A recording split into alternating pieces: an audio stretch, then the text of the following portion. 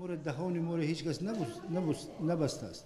هیچ کس مرا شخصا تهدیدم نکرده است که تو گپوت نزن، پرزیدنت تنقید نکن، حکومت تنقید نکن. این خیلی گپور یگان کس به من نگفته است، نه از وزارت داخله، نه از وزارت امنیت دولتی، نه از دستگاه پرزیدنت. هیچ کس زبان ما را هیچ کس نبوده است. پیش مردم میرویم با زبان خود میگویم که همینش درست است، به همین سمت میرویم، اینش نادرست است. ما کوشش میکنیم که در آینده نزدیک اصلاح شود، چیزی که به ضرر مردم است. ما روی راست میگوییم همین، یعنی فعالیت ما تغییر نمی‌یابد.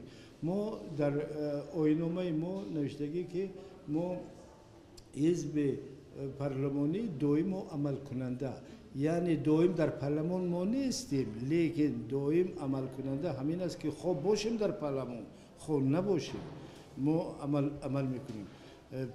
لنین در وقتش گفته که پارلمان برای کمونیست‌ها یک منبر است، تریبونا، где они коммунисты выражают свое мнение. И Ленин гуфтаги.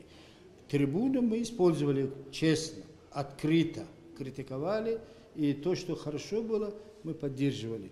Тому برای من حاضر او منبر ما از دست دادیم، متاسفانه با عیب خود نه، اینا خیلی اوضاع شد که کمونیست‌ها بسیار دشمن اشدی همین حکومت هستند گفته، بعضی اغواگرها پیدا شدند و ما را بیرون کشیدن. مایلش نباشیم، لیکن ما در تمام منطقه تاجیکستان تشکیلات‌های خودمان داریم.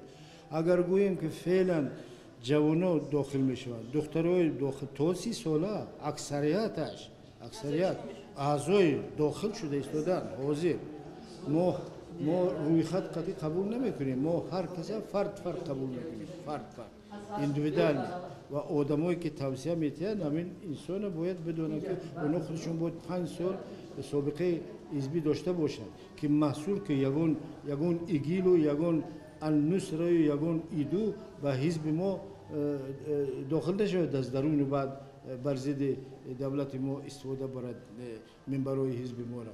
برای من ما یگان چی نداریم، ما فعالیت ما را فعالتر میکنیم. می شود انجمن نوبتی ما در 5 سال یک بار باید حساباتی. ما در کمیته مرکزی هر سال حسابات دادیم، هر سال. هیئت نوی کمیته مرکزی رئیس انتخاب میکند. خب منم پیشنهاد میکنم خودم انتخاب کنن، انا باز خدمت میکنم برای پارتی خود، برای وطن خود.